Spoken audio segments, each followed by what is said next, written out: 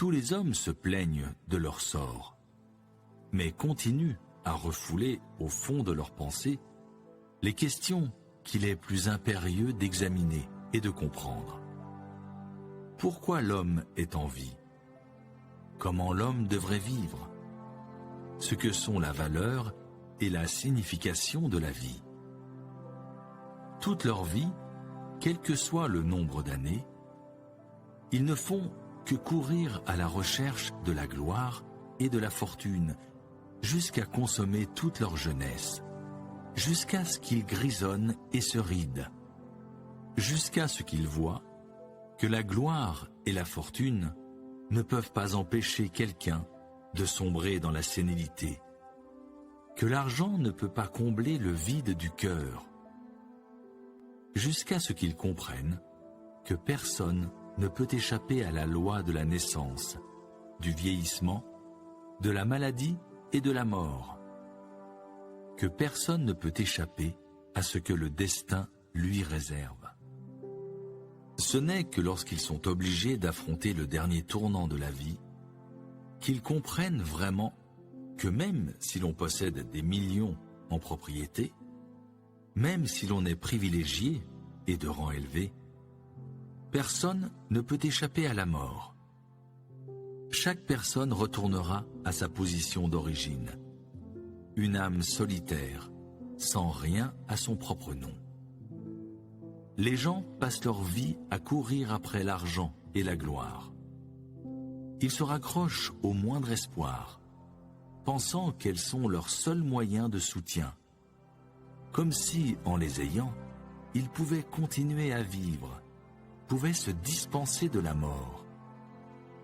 Mais ce n'est que lorsqu'ils se rapprochent de la mort qu'ils se rendent compte combien ces choses sont distantes d'eux, combien ils sont faibles face à la mort, combien ils volent facilement en éclats, combien ils sont seuls et impuissants, sans utilité. Ils se rendent compte que la vie ne peut pas être achetée avec de l'argent ou la renommée, que peu importe la richesse d'une personne, peu importe sa haute position, tous les hommes sont pareillement pauvres et nuls face à la mort. Ils se rendent compte que l'argent ne peut pas acheter la vie, que la renommée ne peut abolir la mort, que ni l'argent ni la renommée ne peuvent prolonger la vie d'une personne d'une seule minute, d'une seule seconde. Les paroles de Dieu sont tellement concrètes. Les gens travaillent et s'épuisent à la tâche en essayant de faire fortune et d'être célèbres. Mais sur leur lit de mort, ni la célébrité, ni la fortune ne peuvent les sauver.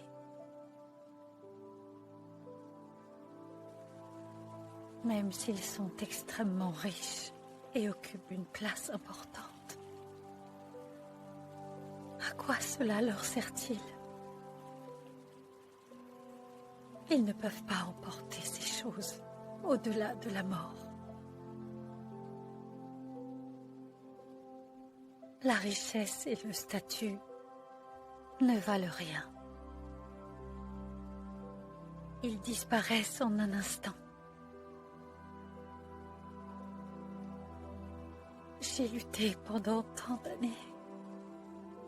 J'ai connu tant de souffrances et d'humiliations. Et au final, qu'est-ce que j'ai gagné?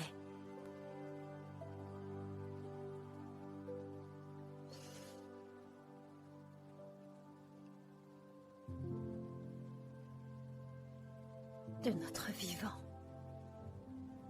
on devrait chercher la vérité et suivre Dieu.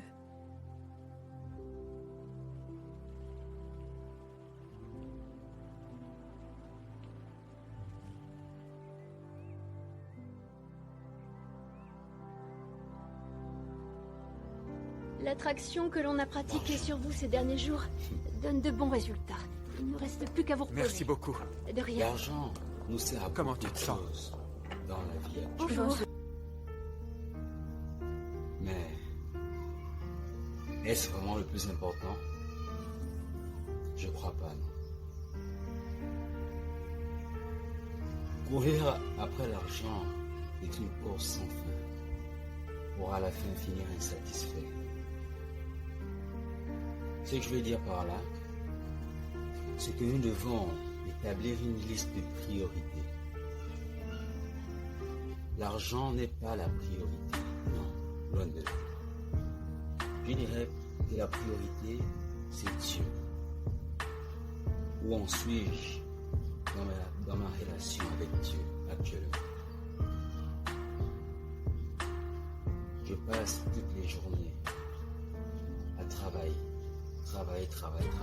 plusieurs par jour. Quand je reviens du travail, je suis extrêmement fatigué. J'ai la paresse de prendre ma Bible, de lire la parole de Dieu et de méditer.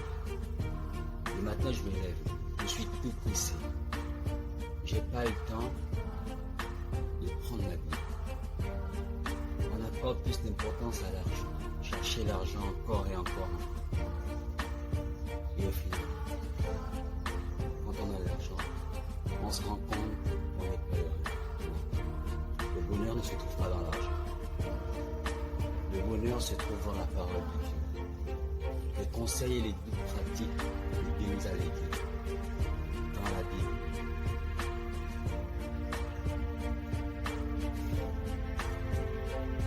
Je veux juste vous dire, analysons le plus important. Car Dieu est tout